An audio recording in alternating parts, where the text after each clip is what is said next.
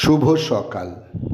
আজ 27শে আষাঢ় 1432, ইংরাজির 12ই জুলাই 2025।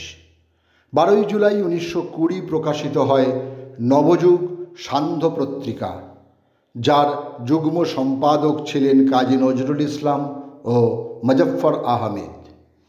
12ই জুলাই 1869 আধুনা বাংলাদেশের পাবনা জেলার বারেং গ্রামে জন্মগ্রহণ করেন দেশপ্রেমিক সাংবাদিক ও সুবক্তা শ্যামসুন্দর চক্রবর্তী। স্বদেশী দলে অরবিন্দ ঘোষ, বিপিনচন্দ্র পাল প্রমুখ নেতৃবৃন্দের সমপর্যায়ের নেতারূপে তিনি গণ্য হতেন। 1908 সালে সহকর্মী ও স্বদেশী দলের 8 জন নেতৃবৃন্দের সঙ্গে মান্দালায় তিনি নির্বাসিত হন। ছদ্মনামেই বিখ্যাত ছিলেন পাবলো নেরুদা। চিলির পারালমাউল অঞ্চলে 1904 সালে আজকের দিনে তিনি জন্মগ্রহণ করেন। অবশ্য পরবর্তীতে পাবলো নেরুদাই তাঁর আইনসিদ্ধ নাম হয়েছিল। তিনি ছিলেন চিলির কবি, কূটনীতিক ও রাজনীতিবিদ। 1971 তিনি সাহিত্যে নোবেল পুরস্কার লাভ করেন। তাঁকে চিলির জাতীয় কবি বলে বিবেচনা করা হয়। 1909 12ই জুলাই ঢাকার সূত্রাপুরের এক জমিদার পরিবারে জন্মগ্রহণ করেন একজন আন্তর্জাতিক খ্যাতিসম্পন্ন বাঙালি চিত্র পরিচালক ও প্রযোজক বিমল রায়। বাণিজ্যিক সমান্তরাল সিনেমার এক অভূতপূর্ব মেলবন্ধনের সূচনা করেন তিনি। তাঁর পরিচালিত সারা জাগানো চলচ্চিত্রগুলি হল উদয়ের পথে, অঞ্জনগড়, মা, 2 বিঘা জমিন প্রভৃতি। 12ই জুলাই 1921 মেদিনীপুরে জন্মগ্রহণ করেন মাইকেল মধুসূদন দত্তের সুযোগ্য উত্তরসূরি অধ্যাপিকা সুকুমারী দত্ত। প্রেসিডেন্সি কলেজের অধ্যাপক অমল ভট্টাচার্যের সঙ্গে বিবাহের পর তিনি হন সুকুমারী ভট্টাচার্য। তিনি ছিলেন প্রাচীন ভারতীয় সাহিত্য, ইতিহাস ও সংস্কৃতির একজন বিদগ্ধ গবেষক ও প্রখ্যাত অধ্যাপক। ইংরাজি ও সংস্কৃত দুটি ভাষায় তিনি MA ডিগ্রি লাভ করেছিলেন। ইতিহাসের আলোকে বৈদিক সাহিত্য তাঁর একটি উল্লেখযোগ্য বই। অভিনেতা নাসিরুদ্দিন শাহ বলেছিলেন, বাঙালির ওকে নিয়ে গর্ব করা উচিত।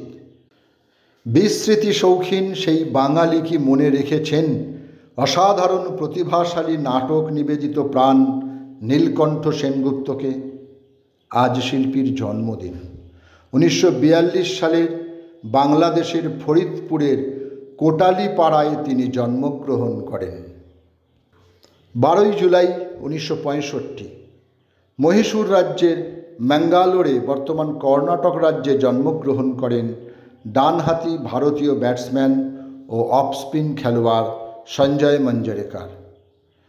আন্তর্জাতিক ম্যাচে অভিষেক হয় 1987 সালে। বিপক্ষ দেশ ছিল ওয়েস্ট ইন্ডিজ। বর্তমানে তিনি একজন ক্রিকেট ধারাভাষ্যকার। মঞ্চ, দূরদর্শন ও চলচ্চিত্রের একজন সফল পরিচালক অনিন্দ্য সরকারের আজ জন্মদিন। সময়টা 1965। পরিচালনার পাশাপাশি তিনি একজন গুণী অভিনেতা। তাঁর পরিচালনায় তৈরি হয়েছে শ্রীরামকৃষ্ণ, আশা, সুখের খোঁজে, আলোকিত এক ইন্দু, কাঁচের দেওয়াল ইত্যাদি ইত্যাদি। বাংলার পথে পথে দোতারা হাতে গান গেয়ে ফেরা মরমে গীতিকার পাগলা কানাই 12ই জুলাই 1892 তারিখে দেহত্যাগ করেন। বিভিন্ন আসরে গান বেঁধে বিভিন্ন ভঙ্গিতে তা পরিবেশন করে হাজারো হাজারো শ্রোতাকে ঘণ্টার পর ঘণ্টা সম্মোহিত করে রাখতেন তিনি। তাঁর জনপ্রিয় আধ্যাত্মিক গানের কয়েকটি লাইন: গেল দিন শুনো মুসলমান মমিন, পর রবিবল আলামিন, দিন গেলে কি পাবি ওরে দিন, দিনের মধ্যে প্রধান হলো মোহাম্মদের দিন। প্রাণ কৃষণ শ্রীকান্ত, যিনি পরিচিত প্রাণ নামে, আজ তাঁর মৃত্যুদিন। সময়টা 2013। প্রায় 350 মতন চলচ্চিত্রে সাফল্যের সঙ্গে অভিনয় করেছেন এই দাপুটে অভিনেতা। তার অভিনীত উল্লেখযোগ্য চলচ্চিত্রগুলো হলো খানদান, পুরব और পশ্চিম, রাম और শাম, জনি মেরা নাম, ডন, অমর আকবর অ্যান্টনি ইত্যাদি ইত্যাদি। সকলকেই আমার আনত প্রণাম।